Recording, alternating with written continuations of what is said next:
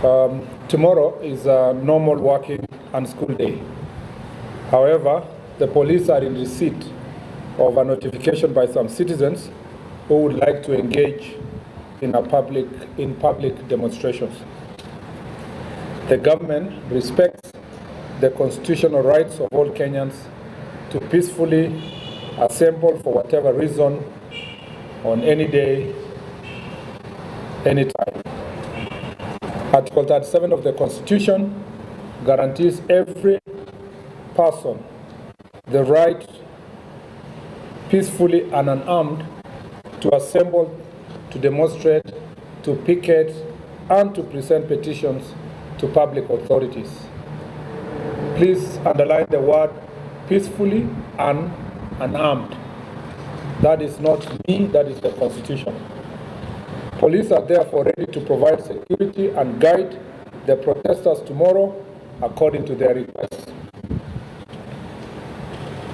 We call upon all organizers and participants to conduct their demonstrations within the bounds of the law, ensuring they remain peaceful. It has come to our attention that political actors have planned to use the protests for their political campaigns and are hell-bent on mobilizing goons, gangs, and criminals with all manner of crude weapons to cause mayhem by attacking businesses and innocent civilians. Our position as a government is as follows. The government will deal decisively and in accordance with the law with any individuals or groups seeking to exploit legitimate protests to cause chaos, engage in looting, destroy property, disrupt businesses, or commit any other criminal acts. The Director of Criminal Investigation is already investigating reported cases of individuals who are currently and actively mobilizing and sponsoring some Kenyans to take part in violent activities and will be on high alert tomorrow. Those responsible will face the full force of the law. The police will do everything under the law to protect peaceful protesters and members of the public going about their businesses, including children and students going to school. Thursday, as I've said, will be a normal business and school day. Our children are free to go to school and people to go about their businesses. The Constitution guarantees the right to education and lawful means of earning a living. We expect that members of the public, including protesters, will not wait for the police to make their security and safety choices. Even if you are a peaceful protester and find yourself in the middle of goons and criminals, it is advisable that you make the right decision by disassociating yourself from this company. This will make it easier for the police to enforce the law. We have also noted with concern unfortunate utterances by some leaders, including from the religious society, inciting members of the public by insinuating that the government is in any way supports goons and criminals.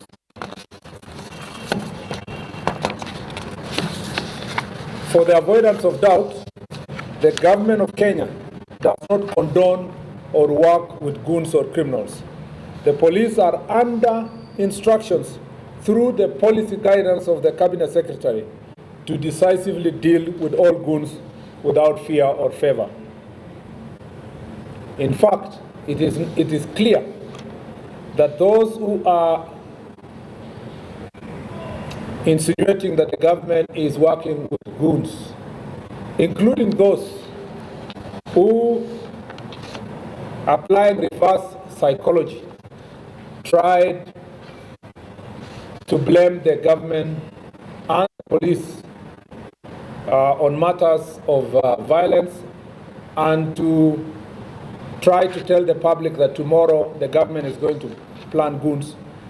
It is now clear through the intelligence report being pursued by the DCI that the same people who are actually pretending to tell people to stay away from the streets and from demonstrations are actively, as we speak, through their agents and themselves, mobilizing goons to come tomorrow to the streets so that they can get an opportunity to justify their statements and to try to blame the government.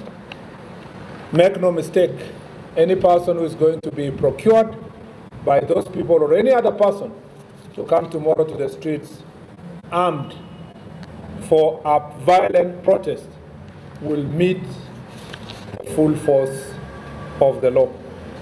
We urge the public to cooperate with the law enforcement officers, and together let us always uphold peace, order, and the constitutional values that bind our nation. God bless you, and God bless our beautiful country, Kenya. I kept this statement that brief to give you an opportunity. We know the people who are, as I said, we know now the people who are currently and actively mobilizing persons for purpose of violent protest tomorrow. And the Director of Criminal Investigation, if you want me to go back to my statement, is already following them, and they will be arrested. They will be arrested. Contrary to your assertion that in the last protest nobody was arrested, 3,000 people were arrested last year. 3,000 were arrested and produced in court. A good number of them were released on a very flimsy grounds, and a good number of them still have their cases active in court as we speak. You know that a number were charged for acts of terrorism because they banned businesses and so forth, including a member of parliament. And of course, you know what went on in the courts. And those cases, including the same, are still active in court. So maybe the problem with protests and cases is that when the day is over, and you people move your cameras away from courts, then the public still think that there are no people who are arrested and there are no cases that are active. Even tonight, people will be arrested. Even tomorrow, people will be arrested. And they will be taken to court. The paradox also of your question is that when we arrest people, the first thing you people, particularly, not all of you, but a few of you who want to mess up the media space, will quickly post that people have been abducted when they have been arrested. Two, when we arrest them, you profile them as human rights defenders, even criminals. And many of these criminals have gotten away with heinous crimes, burning businesses, killing people, attacking innocent people, rape, burning courts. You remember last year they even attempted to steal, and they stole actually firearms, and some of them were pursued and arrested. But they always survive in this country and again profile, including being celebrated and being remembered and commemorated for evil acts that they engage in, because you are the agents of their survival. I would really request the media to separate good protesters from criminals. We'll be watching you tomorrow, and I know a number of you reporters are here. So we'll be watching you tomorrow, just in case you start reporting that, look at the protesters, they're throwing stones, or the protesters are burning tires. Those are not protesters. The Constitution recognizes protests, picketing, demonstration as a positive right that is exercisable by a citizen, unarmed and peacefully. I want to hear tomorrow for the first time journalists who will outrightly say, look at our cameras, look at that one burning tires, look at the other one blocking the roads. Those are criminals. Don't profile them as protesters. Then we will work together, and you will help the police to succeed in their work in terms of apprehending criminals. We expect a peaceful protest tomorrow because we have been promised peaceful protest. But because we are aware and we have information about some of these political actors are busy mobilizing criminals to come to the street. That's why I told you the DCI is pursuing them, and a number of them will be arrested tonight and more tomorrow. And please don't glorify them as heroes and heroines.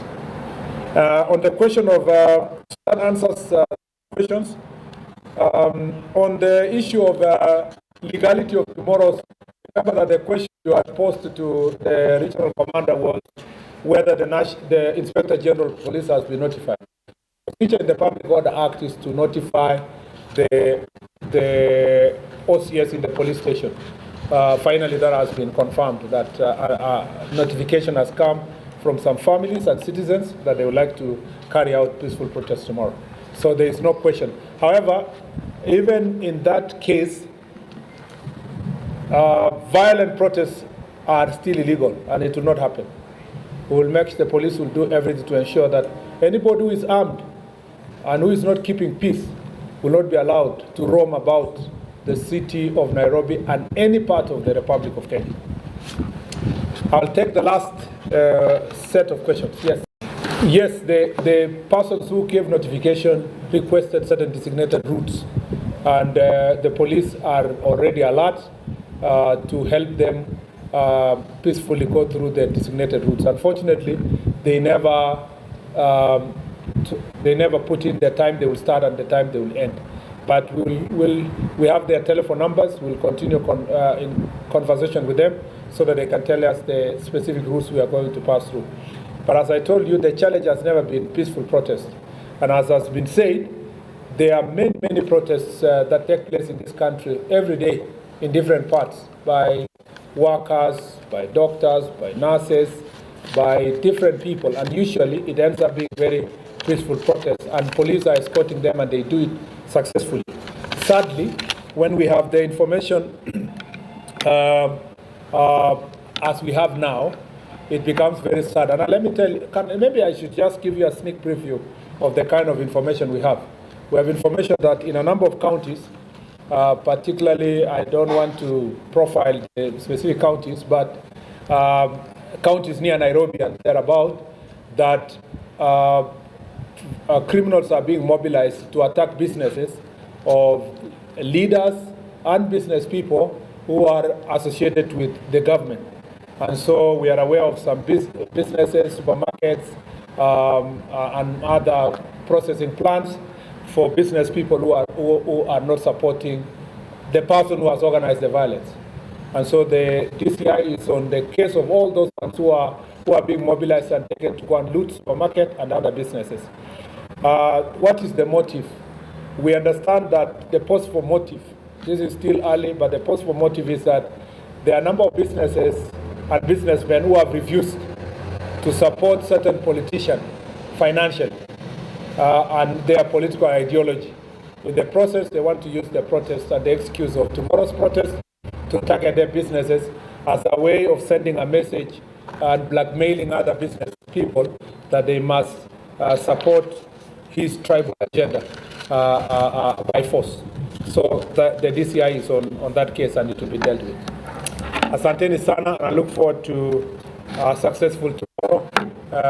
You also reporting Kenyans who will go about their business, and our children going to school and their right to education being respected so that everybody can succeed in everything they do.